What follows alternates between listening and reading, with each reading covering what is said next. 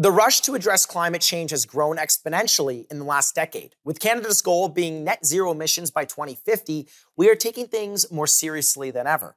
One of the ways Canada is addressing this issue is with the implementation of the carbon tax to deter Canadians from relying on technology that produces carbon emissions, while simultaneously directing that revenue towards a cleaner, more efficient future. While the goal is great, it does beg the question, at what cost? In today's episode of My Generation, we're discussing Canada's carbon tax. The main question, is taxing Canadians the most effective solution to climate change? Joining me on the show today, Chris, Josh, and Anthony. Gentlemen, welcome. I've got a hot take question for us. Does Canada actually play a significant role in saving the planet? What do we think? No, I don't think so. I think flat no. Flat no. I think we account for such a small percentage of actual carbon emissions and on like a global scale that even if we brought ours to zero, there'd still be 99% of the emissions, being emitted right now. So I don't think we play a big enough role. We make up about 1.5% of global emissions. Josh, do you have any quarrels with that? I mean, it does seem like, though, that we could set an example.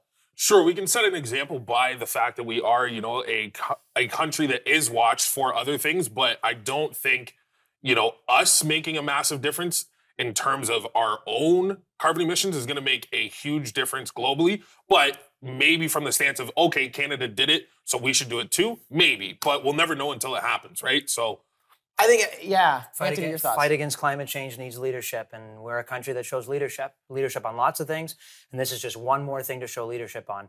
Why does it always have to be us, though? It's not always us. There's 40 countries in the world that have a carbon tax or some form of cap and trade system.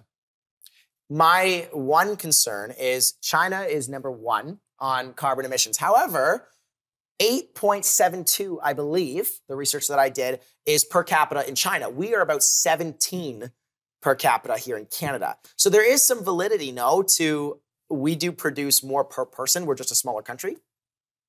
So why though? Why do we produce more? That's a question that needs to be answered to the public, and then that can, the way we live, not just the way that we have here too, exactly. Though, right? Yeah. When you look at the industries that we have here, maybe it has more to do with that than actually the way that the average Canadian's living. So why does it then fall on the average Canadian to also pay for it? You're also comparing, a first world country to a country that's mainly in poverty. In China, like how many people own cars in China compared to how many, because it's per capita, right? So right. Quite a few people own cars in China, but I think it's a collective operating system. It's a market-based approach. That was the intention of its invention. What you put in, you pay. And not everybody is sort of subject to the full cost. There are rebates for it. For the carbon tax, I got my climate action incentive deposited in my account on July 14th. It was a very happy $102. I don't think we should be getting incentive, and we can talk about why. That money should just be going towards... Why are you taxing a population of people and then giving us the money back? So we know that the second carbon tax was implemented by Trudeau on the 1st of July. We know that the first one was implemented 2019, April 1st, I believe we said. Yeah. What has the impact been on Canadians? Have you guys seen anything in your daily lives?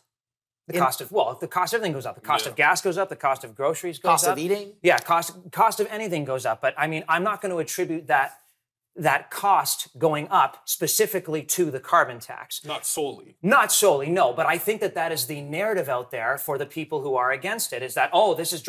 No. We were just in a pandemic. We've seen the adverse effects of borrowing money we didn't have. But I'm not going to tell you that the carbon tax is not going to raise the price of groceries. That would be stupid. So I've got a question. Yeah. Is the carbon tax working in deterring Canadian citizens in producing carbon? No, because the problem is that right now carbon, for a lot of people, they're feeling it at the pump or at their groceries. These are necessities. They can't stop driving their kids to school or soccer practice. They can't stop buying groceries. BC has had a carbon tax, the highest carbon tax for a longer time, and they still produce more carbon. Their carbons actually went up. So you don't feel it really contributes to any... If BC is our litmus test, it's not because we were about 1.9% of global emissions, then we became 1.5%, I believe, in the last few years.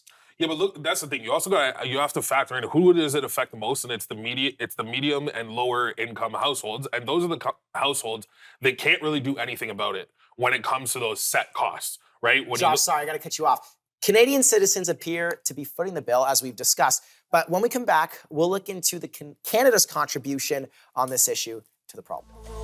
I'ma rule the world, yeah.